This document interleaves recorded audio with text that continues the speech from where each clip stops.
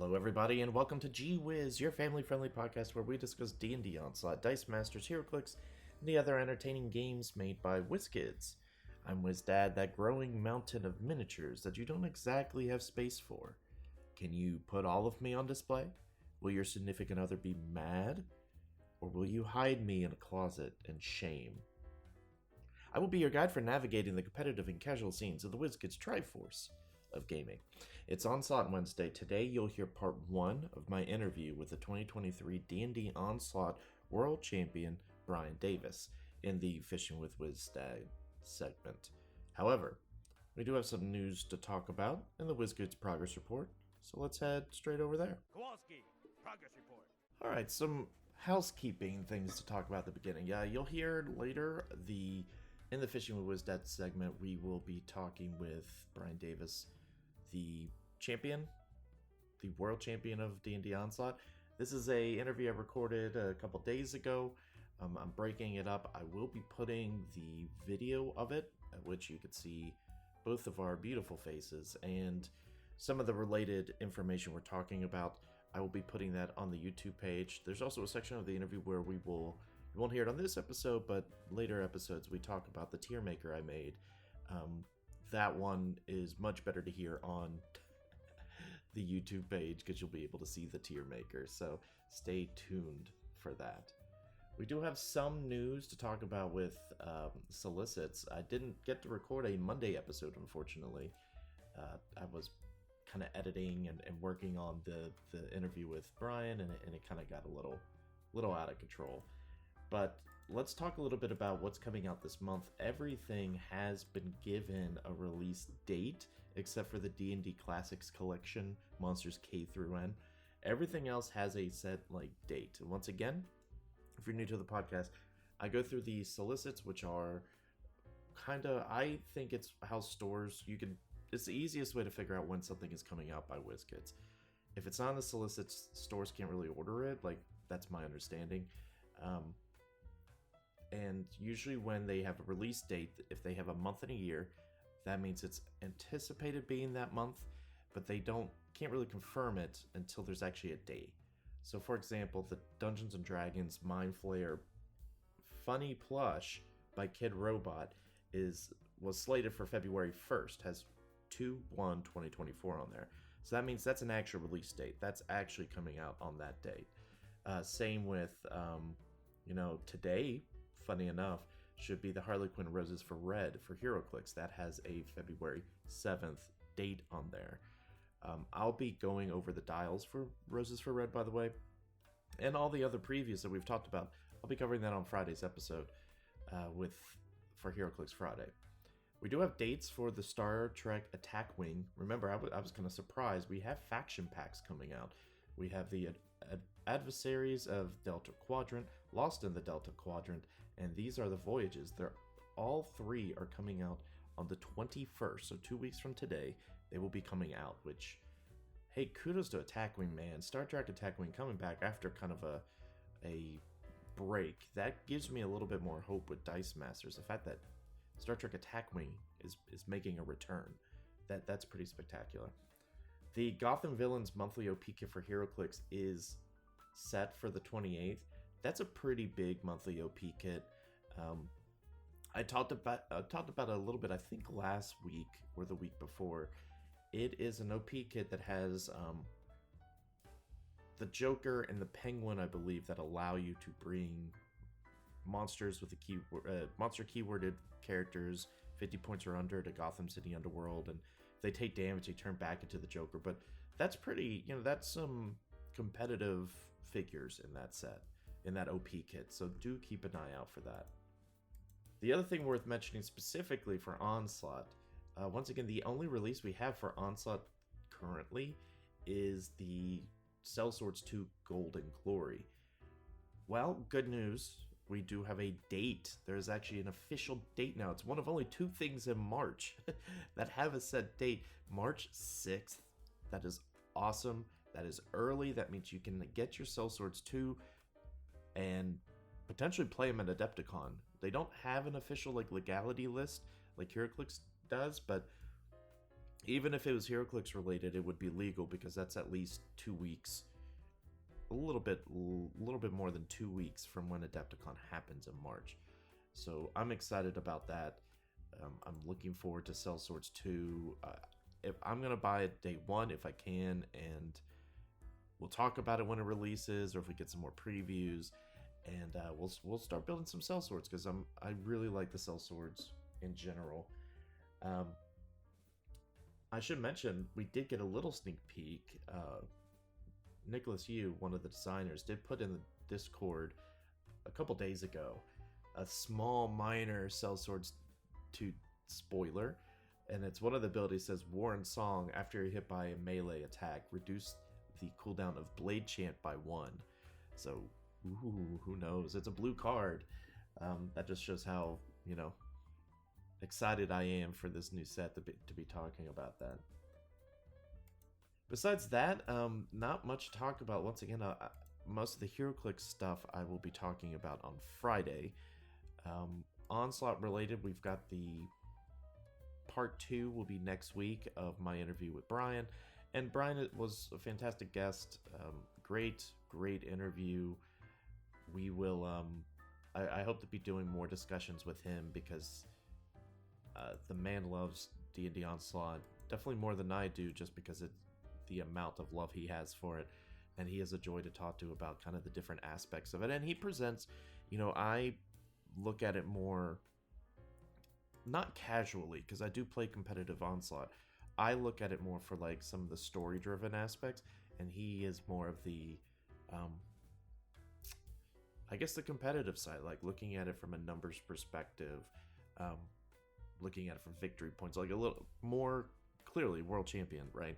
So definitely stay tuned for some of the subsequent interviews. I hope to be doing some with him, maybe get Lexi on at some point too. It would be nice to talk to some more people about Onslaught, and I'm hoping to do that also with HeroClix and Dice Masters. I still have interviews to do, lots of that. But I think that's it for the WizKids progress report. I think let's just go ahead and just jump into the interview with Bryan Davis. Get your gear, little man. We're going fishing. And I mean now. At the end of everything, it'll be I'll edit what I need to edit out, and I'll ultimately have it where at the end of the video you say how much you love Zaelsha and how it's your favorite character out of all the characters. Which character? Zaelsha, whatever, the bard, the poison bard. Oh. I just got home from playing Onslaught with a buddy of mine, and I was like, oh yeah, that's the bard. I hate them. They're bad. it's so bad. And it makes, we could talk about it a little bit, but that's the reason why I don't like it also is because I play a lot of D&D. Do you play D&D?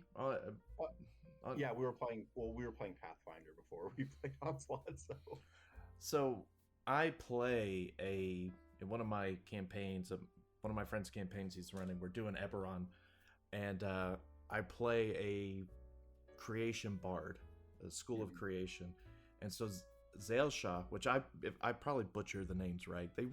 You know what? They probably need to come out with this is the official saying. Pronunciation guide. Yeah, because I realize that you ever read a book and the name is in your head and you don't know that's actually like how you pronounce it.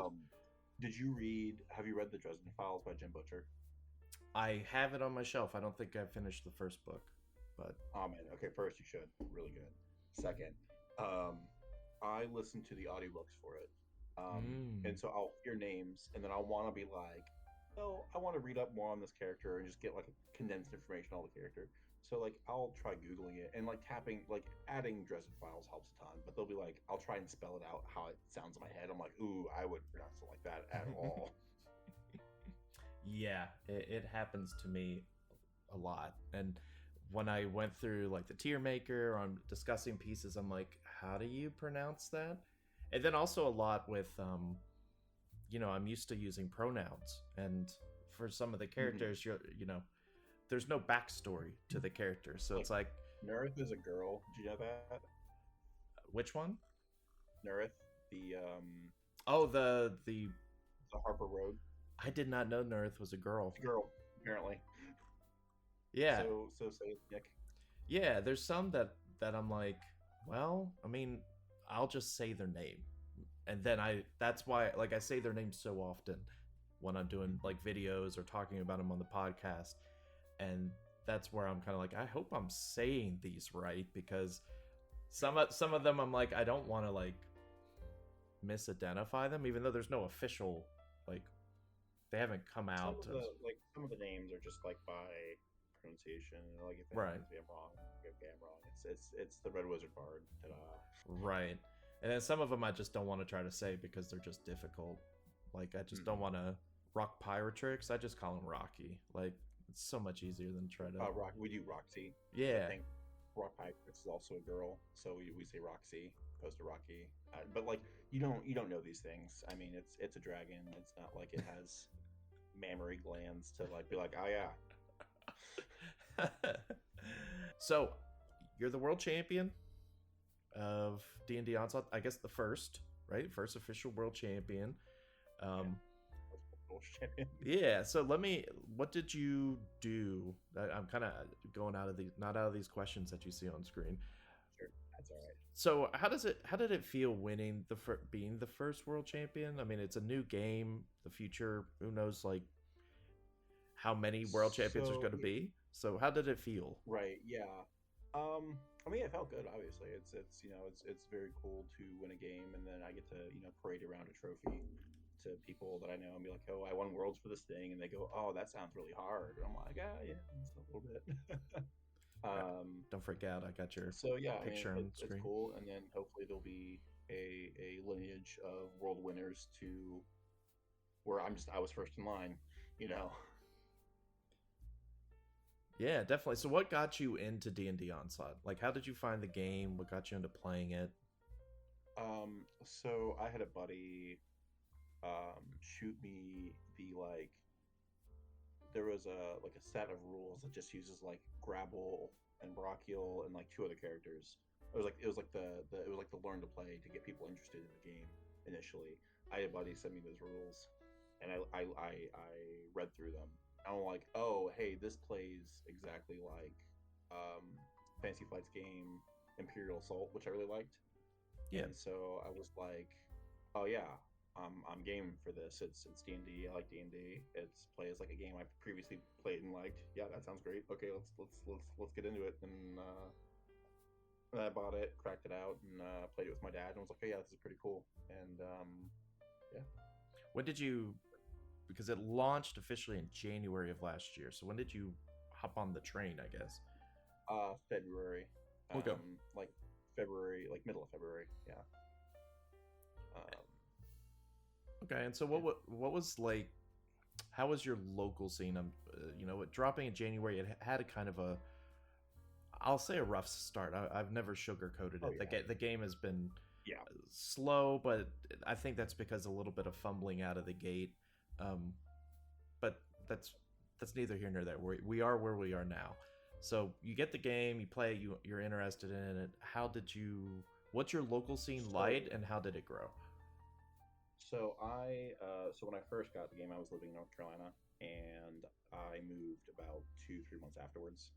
So I moved to where I'm living now in St. Louis, and I had a friend of mine, Lexi, who she also got into the game because of other circumstances and stuff like that. And so we were able to get a lot of practice together, just playing the game a bunch. So it's mostly her and I. We have a couple other people who we like salvaged from the X-Wing community who we play. Sorry, I'm trying to get this power board in so my laptop doesn't die halfway through this. So there's a handful of people. Lexi and I are the most consistent people, and so we will disappear for a second. There we go. Okay. Hello. So it's mostly. I think there's locally we have at least 6 to 8 people. Wow. Who do own the game and play. They don't come out and play like a ton. It's mostly again just me and Lexi. but Sure. like there are people who like when we did the construct kit, like people come out Yeah. to the construct kit. That's a good like that is in my opinion one of the best things is like doing constructed league kits is a really great idea. Yeah, that's always been. I guess before I start into that, what is your history with WizKids products or WizKid in general? Is this kind of your first foray into their kind of stuff, or? Yes, I believe so. I don't think I've done anything else with them. I think it was my first WizKids game in general. Okay, so I say that to I preface that to say, that's kind of, I won't say their bread and butter, but they have had a history of like doing storyline OP events, a couple times a year where they'll send stuff to the store. Sometimes they also do, at least for HeroClix, they've popped out like monthly OP kits. Here's a couple figures. You could play how you want to play it, but Onslaught I think opens itself to probably not monthly. That's a little much, but maybe a monthly scenario that you could play and have it as a league. I think a league would be a cool way to have Onslaught, like a longer year-long league, or break it up into chunks, right? Kind of like Ancient Construct, but not necessarily have to have all the forms of the construct, right? Like you could break it up into different pieces. But yeah, that has been their forte. Like they've done that with HeroClix for a long time. They did it with Dice Masters for a bit, where they've been into the storyline. They build a story with it, and the scenarios for the Ancient Construct, I haven't been able to play them because we hadn't run the event locally yet. Because it's, for me locally, it's like me and my friend trying to get some other people involved. I meet up with people every once in a while. But I ran through the scenarios for the podcast, and they were cool. Like I thought they were really intriguing ways to also use, because I think all of them are on the core map, right? I don't think any They're both on the core map. Yeah, they use core 1 and 2, which is smart. Obviously, not everyone had Frogmire at the time, but I think it was unique ways of utilizing that core map. I think was and then you good. had like scenario 3 that had the arena where you use like the center like dais to like be like its own little thing. I thought that was really cool. Yeah, like some Rock'em Sock'em robots is how I imagined it in my head, because they're both in the middle. But yeah, I am still basically, when it came out and we finally got the kit for us locally, it was December-ish, and so it's with Christmas, it's like we can't really get anybody. That's around when we got the kit too, where it was like, okay, well, we want people, but then like, oh, we got holiday plans, we got this, we got that, and then the store that has the holiday kit, the store that has the golem kit is like closed for a little bit to move, so it's a whole thing. So how often do you play with Lexi or whoever? How often do you guys meet up and play? We try and meet up at least once a week. When we're like back before like Gen Con World, we were cranking out like probably 4 to 6 games a week, because we would meet 2 times a week to like practice runs and test out new stuff and yeah. Look, now you're just making me jealous this whole time, because I wish I could play weekly. What do you play any other games? Move to St. Louis. I'll play with you all the time. Do you play any other games besides Onslaught regularly? No, unless you count like League of Legends, but that's not really a board game. All right, so let's talk a bit about let's talk a little bit about the immediate future of Onslaught, and then we'll talk about long term. So the immediate future is, the only thing we know is coming currently is Cell Swords 2, which I was really sad it didn't come out actually in January. Though hearing, when we got the announcement in December that it was coming in January, I was like, that's not how you guys work. Like, there's no way. And I, on my podcast, I do almost every day, I do, I look at the solicits, which is what the stores use to purchase, and it tells you the dates everything's supposed to be released. And so it was never on the solicits the entire time. So it was pretty clear it wasn't going to be coming out. So I'm excited about the Cell Swords 2, because I kind of like the Cell Swords. I like the Spellsmiths a lot. I think they'd be interesting as a team. I'm interested to see the other three. My personal opinion of the construct is it's kind of a trap. I feel like, or at least maybe not necessarily a trap, but it's very much high risk, high reward. I think like the warrior construct that can like charge up for the big like 8 swing hit is interesting, but like if you charge up the experience and then make the swing and then miss, like you take in your two characters and done like nothing with them for a couple turns to like make that big charge hit, which doesn't really feel good. And then like after you miss the activation, it gets XP a lot slower and all this stuff. So that's for the construct at least. For the rest of them, like I think Hangaku's pretty good. I've talked extensively about how much I like Molly. Drom, I keep trying Drom. I want to like Drom. He's interesting. I think like there's not a lot of incentive to like hit him, which is good Right. for like scenarios like the Horde, where he's just gonna stand on this point and be like, okay, I live here. Come here with me. I like Kithra a lot. Kithra was like whenever I build like Zentarum, I'll throw Kithra in there because she's just a really good ranged piece. Akanki or Akani, whatever the artificer, whatever. I've been pronouncing it a conke just because that sounded neat. Kanke, okay. But I Sure. don't know. I don't know if that's it.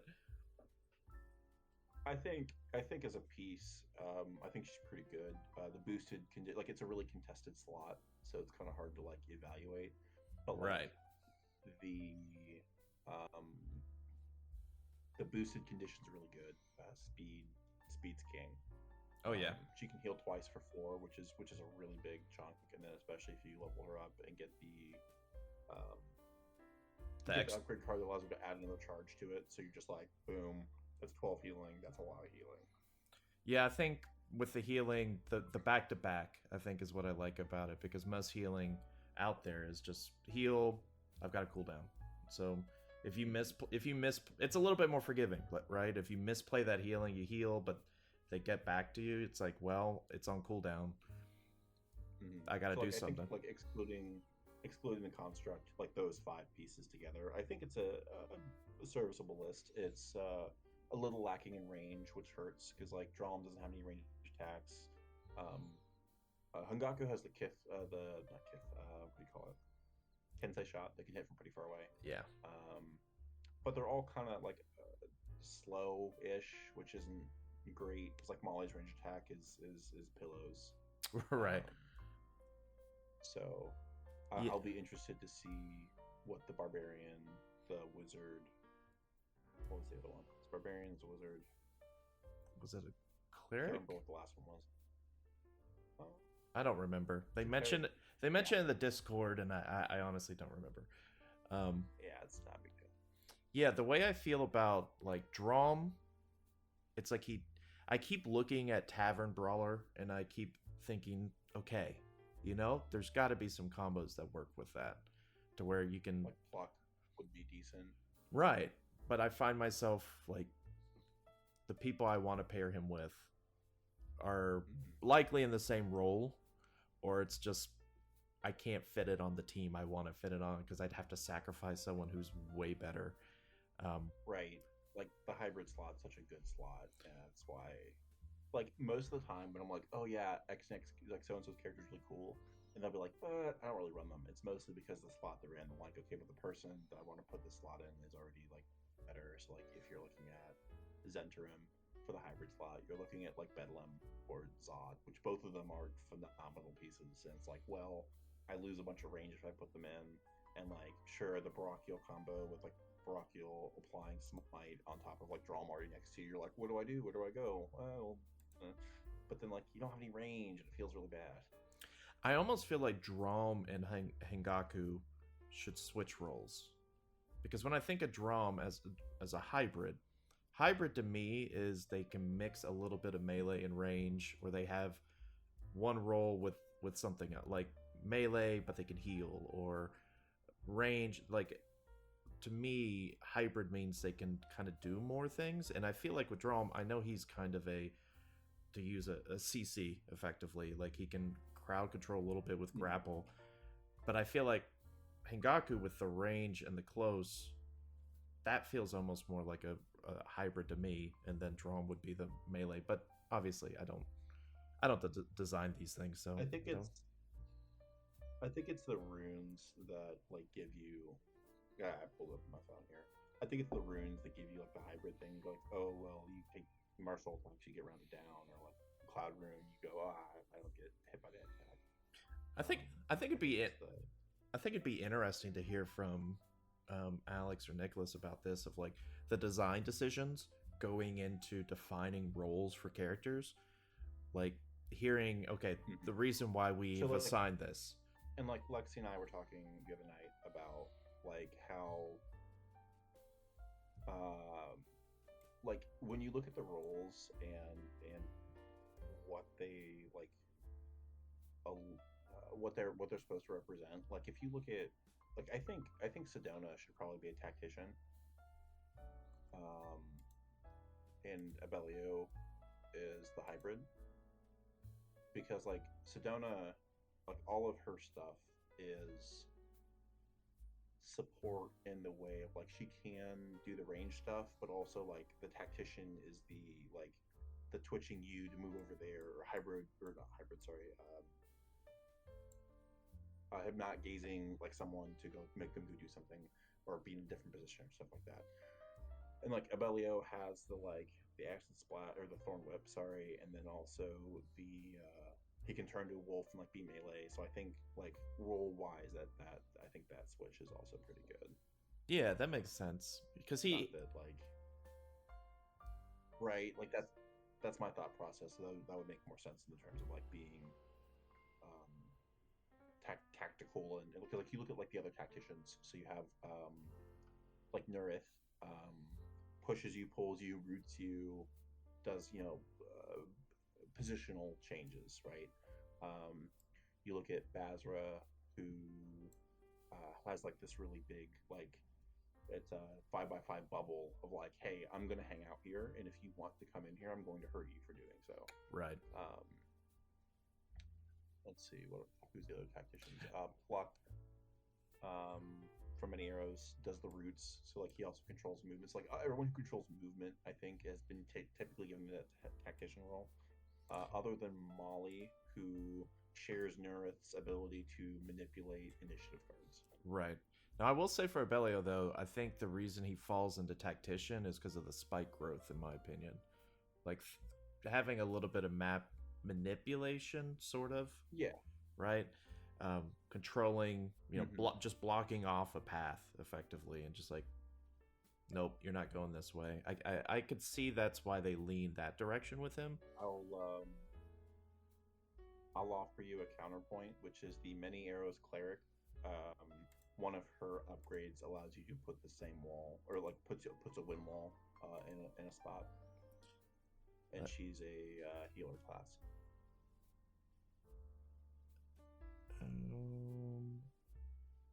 Which one is that? Drell. Oh, I can't pronounce her name. Let's see. You said puts up a wind wall? Wind barrier. Yeah. Drymund. It's the. This is not a good way to do that. Right. It's the Many Arrows. I see it. The healer. Right. She heals. The heal class, the healing roll, and she also throws up a wind wall. I guess it's not quite the spike growth. Right. I guess I didn't look at it too much purely because it's a level up ability, so I didn't think about it from that aspect. But you're right. Mm-hmm. You're right. It is a very very similar. But that's what I guess that's effectively what I mean. It's I would be intrigued for them to do, like WizKids for HeroClix has done design insights. So when they're coming out with a new mechanic, they'll post an article and they'll explain the thought process behind it, why they're doing it. I think that'd be cool to hear. Like, okay, when you're designing a new character, what goes into deciding this character falls into the realm? We think this is the tactician. Is it they make the faction, and then they kind of just have the roles and figure out which one on the faction these different roles go to? Because I could see it being that way, right? They look at all the Harpers and they say, okay, we think Abellio is going to be the best tactician because we think Sedona should be this or something. If they keep it like within the faction. Mm-hmm. Yeah, I get you. All right. So that would be good. It'd be good to have that kind of insight to see how they do things. So let's talk a little bit about Adepticon. That's the next major tournament. Okay. WizKids is adapted this whole model now, not just with Onslaught, but with HeroClix is kind of taking a little bit of that as well. Of hey, we're going to be at these conventions anyway. Let's do tournaments at these conventions. And so this is the first time I think they've done a lot at Adepticon. I don't even know if they've been to Adepticon before. But they were at Adepticon last year. Okay. Well, they didn't do HeroClix, I guess I should say. They did very little. So they're having a big tournament there as well. So I know a lot of friends are going. I was going to go for Onslaught anyway. And now I'm also going because of HeroClix. It's kind of like both. So your thoughts about Adepticon? There's not much change. We obviously don't know the scenarios yet. It'll be soon. Hopefully decently soon, like March, beginning of March. Hopefully that they'll change whatever tournament scenarios. I don't know if they'll change any tournament scenarios. I brought up to Nick one of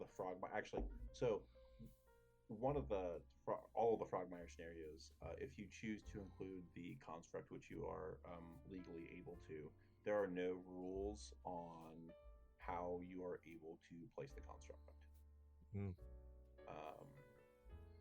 Because none of the boxes fit the construct in it.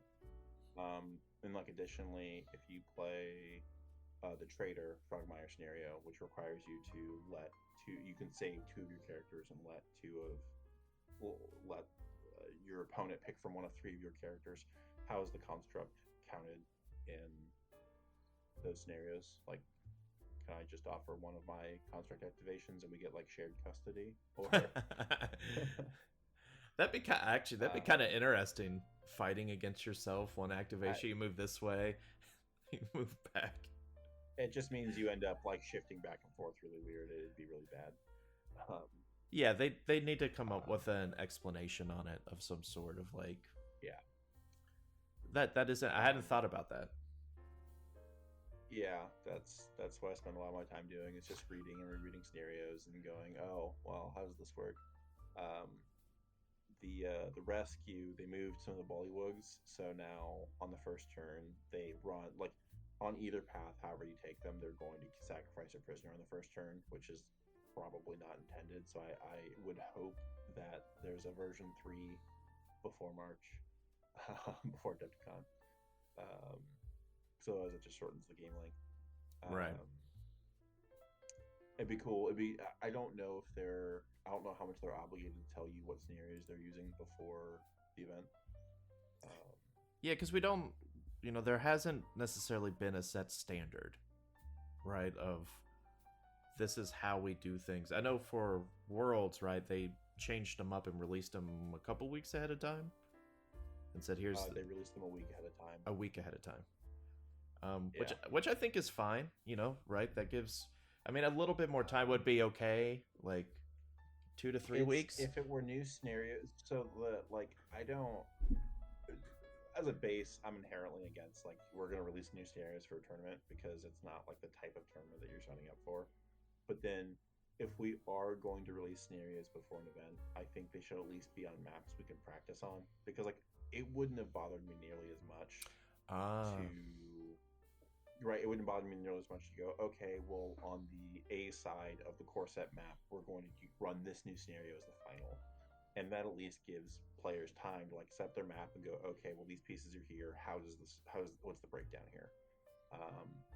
But like throwing new scenarios at people, I don't think is a good way to conduct like a Worlds, right? Because like in Swiss, I lost a game to Doug, one of my guys, in Swiss on day 2 because we played the rescue. Ironically, it was the one we were talking about. We played the rescue, and we realized a turn before he won. Not even a turn, an activation before he won, that there was nothing I could do to win because he was going to save the last prisoner, and then the round would end. And like if I had the rest of a turn, or if I played my turn differently, maybe I could like scrap a win out of that. But because we didn't understand the scenario well enough to like play it properly, I didn't realize I was in a losing position until we were like, oh, well, I guess I lost, which isn't a great feel good at a tournament when you go, oh, I lost because of a thing I'm unaware of, opposed to like, oh man, I played a Gen Con against Robert and I misplayed, then I lost, and like that feels bad, but like that's I'm bad, not like I didn't understand how the scenario worked because I didn't have time to like absorb all the information. I think there's probably a good happy medium, because I do think there needs to be stability as far as, you know, these scenarios, certain scenarios are going to be there. They're not going to have change. You'll be able to practice, prepare a bit, right? And there's not a lot of confusion. I do like some of the aspects of, here's a scenario that's been changed. Whether that may be changed a little bit. I don't know if they could do it kind of like in golf. You know how in golf they changed where the hole is, the pin, or where the hole is. Like the green stays the same, but they like shift the hole around every so often, or each tournament or something. So that way you're not playing the hole the exact same way every single time.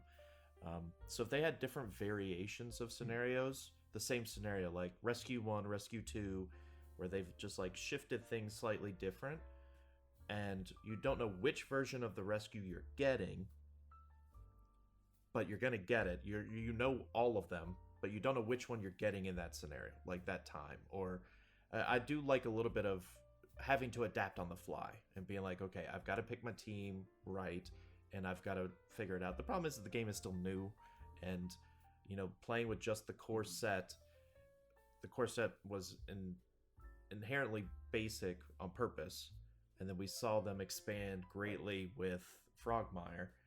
That is Frogmire, right? Yeah. Expand with Frogmire with a lot of more in-depth scenarios that are, it's not just PvP every single time, right? We got more scenarios that's like it's PvE and PvP if you want. So I could see them, you know, expanding on that, but you're right. I agree with there's some confusion on some of the scenarios, right? If it's a brand new scenario and it's not been introduced, or it hasn't been, you know, I think, would it have been better if it was on a map that you could actually lay it out and play in? Was the map part of the problem? Or is it just the brand new scenario and not enough time?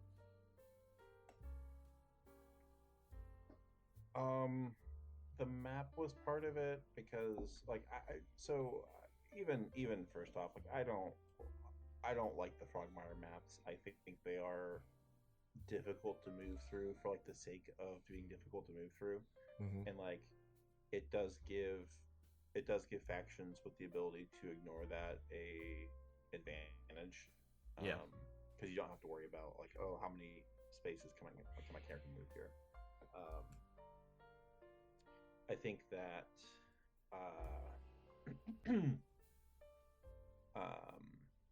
I think part of it was definitely the new map, where they're like, okay, well, we have, you know, all this stuff to deal with. I don't, so like, to speak more on like the variations, like I don't even mind if there's a variation. Like I think it'd even be cool to have like a scenario that like there was a cooked in like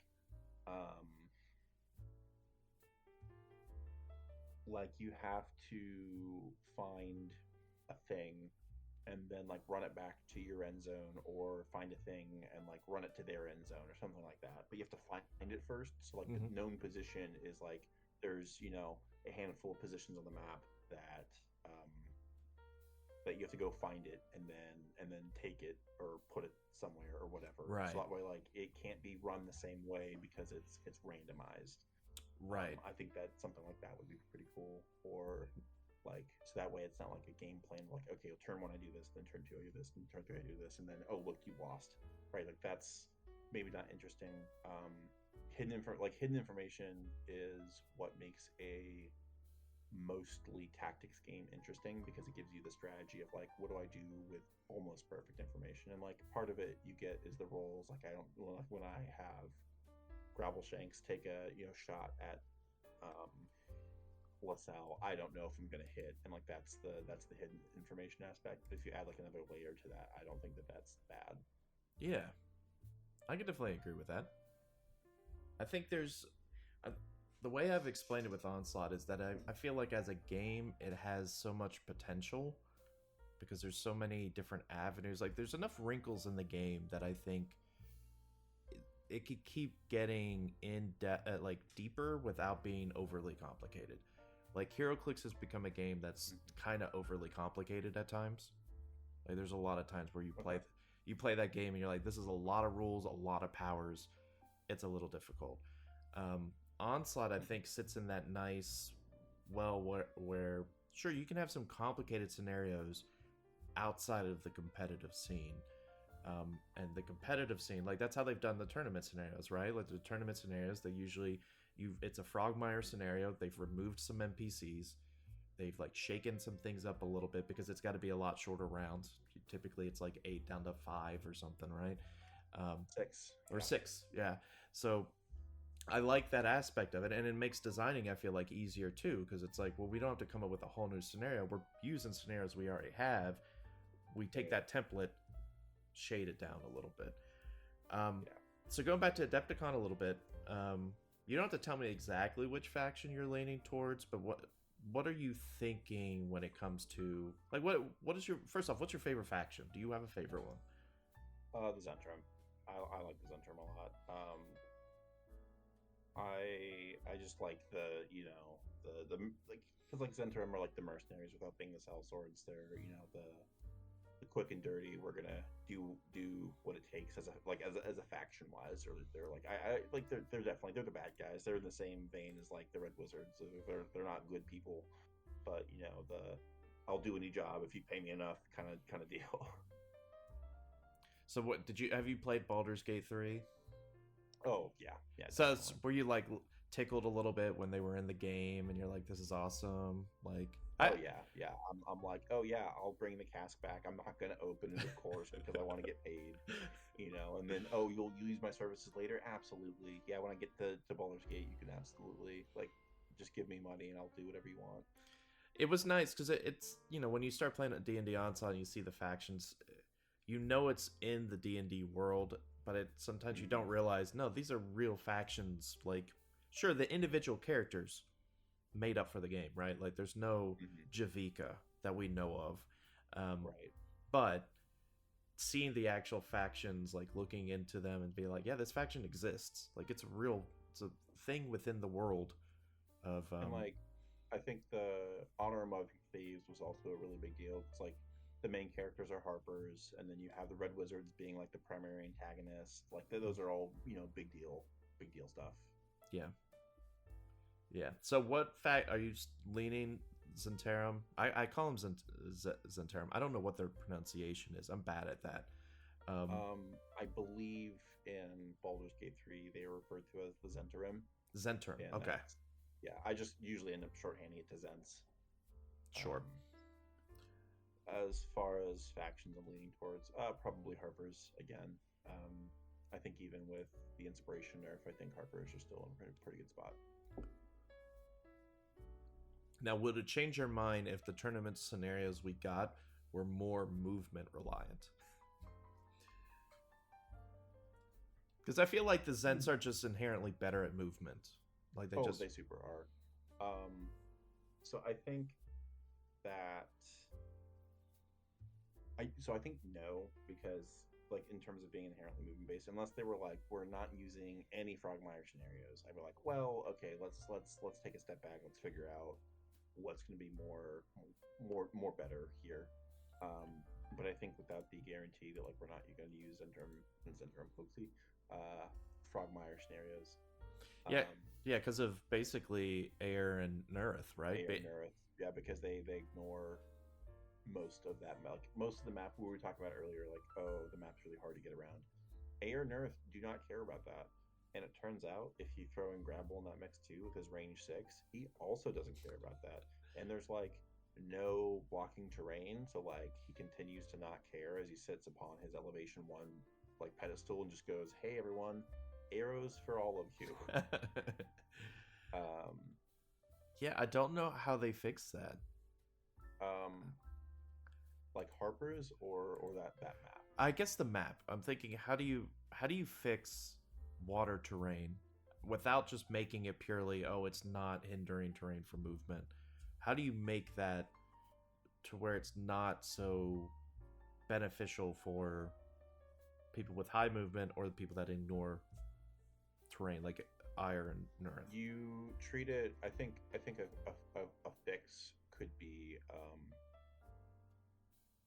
You treat it as if you are entering or leaving a water space, it costs two movement points. Like as you get into the water or as you get out of the water, it costs 2. So that way, if you're amphibious, you still get the benefit of I still go 1-2. And then if you are, it doesn't punish odd movement because you can get into the water as 2 and then go 1-2-3. Or get out of the water, go 1-2-3, take 2 to get out of the water. Obviously, if you're flying, you still ignore it. I think that would be the best, like because it's not elevation, because then you just would pay it going down or going up. So I think getting both ends of it, so it's like it's not hindering terrain because you don't pay 2 for everything. It's just you pay 2 to get in or pay 2 to get out. I think that would be the most. And that falls in line. That falls in line with elevated. No, because elevation you don't pay 2 to get off of. I guess that's true. That's true. And yeah, that's right. Yeah. I mean, I guess technically you could just fall into water, right? I'm playing. I do like that. I do like that change because there has been a lot of times, a majority of the times, I'm trying to get into water with odd movement, and it just feels weird. Where it's like I feel like I should be able to go 3, but I can't because I've can only go 2 because of the way that the squares lined up. I couldn't get a little bit extra movement. Yeah. And especially on the maps with so much water that you could just get stuck out there in the middle of water.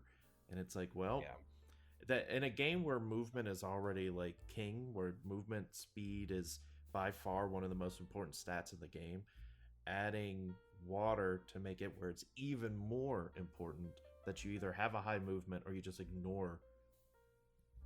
And then you have like the Kithras or the Ruby Eyes where they're like, oh yeah, my base movement speed is 3, so I'm going nowhere ever. Yep. It doesn't feel good. Yeah, I think that would be a reasonable change, but you'd have to really go back and look at all the scenarios if you made that change. You can't have the trader, like you can't have that be the change because then you're like, oh yeah, my trader just sprints. They just book it. They haul boogie. Yep. And that's not healthy. I mean, it's you'd have to change the bullet. Like you have to change so much of it to like make that fix where it needed an entire revamp to like figure out how you do that. Honestly, I think you should just remove like the trader I win the game aspect of it. I don't think there's any benefit to like a lot of scenarios where they go, oh well, when this condition happens, the game ends at the end of the round. I'm like, why don't we just actually like play the game since we're playing the game, right? You know? I think there's a lot of scenarios where if you change it to be like the Etten is probably the prime. There's like 2 solutions for the Etten in my mind. Solution 1 is you kill the Etten, the walls go away, and then like gnolls and or kobolds spawn out, and like you have to deal with the other party or kill the gnolls and kobolds, and they'll be where like kobolds are maybe just annoying, and the gnolls are worth like a point or 2, and then enemy characters are worth a point or 2. So that way, it's not like a race to the bottom, as it were. Yeah, and that makes sense. And then, or you forego the spawning of extra monsters, and you're just like, okay, the Etten's dead, slug it out. Let's see who wins. You know, I think that's a really good like way to have it be, because like so before, when you had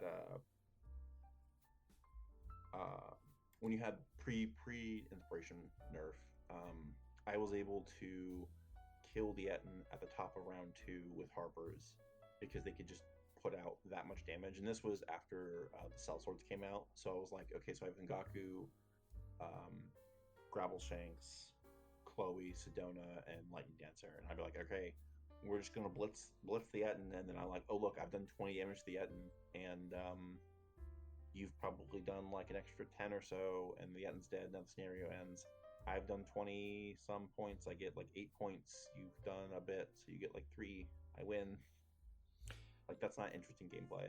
Yeah, I like PvE aspects of the game. Like, I do think in those type of scenarios, I think it's cool, but I think it treads a fine line of exactly what you're talking about, right? Like, there's some scenarios where you can get away with no PvP. Like, which one is it? The Rescue? Is it the Rescue? The Rescue. Yeah, the Rescue. You don't need to interact with it. Yeah, there's no benefit to interacting, and I like that, right? Like, effectively, if you get in the mud and you're fighting it out, it's like you're wasting time, and that's fine because some of the civilians are potentially dying, right? Isn't there not the NPCs could go for them? So yeah, the kobolds try and kill them. Yeah, which I think is great, right? Like I like the cool aspect of we're going against each other, but we're not. Like, we're trying to rescue people, but who's gonna like try to interact with the other person and waste that turn? Is it beneficial? Like, I kind of like that aspect, but you're right, in instances where you got to take out this one NPC, this one monster, there has to be other win conditions. Like, I agree. I don't think that could be the windage. I'll tell you what, I think my favorite scenario is the Horde. Like, by far. My favorite scenario is the Horde. The Horde is such a great scenario for PvPvE. Like, you have to deal with the environment, because you have the moving control points, the horde of enemies that are spawning. Like, killing a gnoll worth 2, like, everything's worth 2 points. So it's really interesting block of like, okay, so if you kill a gnoll, it's worth 2 points. If you get a control point, it's worth 2 points. If you kill one of their characters, it's worth 2 points. So it's like, where do you balance out between doing all these things? Like, there was it was a really good game with Lexi at Gen Con. We were in the top 4, and I used the Bulwark Shield to push the gnoll towards her, so that way when the gnoll when it was the gnoll's turn, it swung at her character and killed her Kithra instead of swinging on my guy. And I'm like, that's such an interesting thing. I'm like, I'm going to use the environment to take care of you, and then I get 2 points for the gnoll killing Kithra, and I get an additional 2 points for when I drop this gnoll afterwards.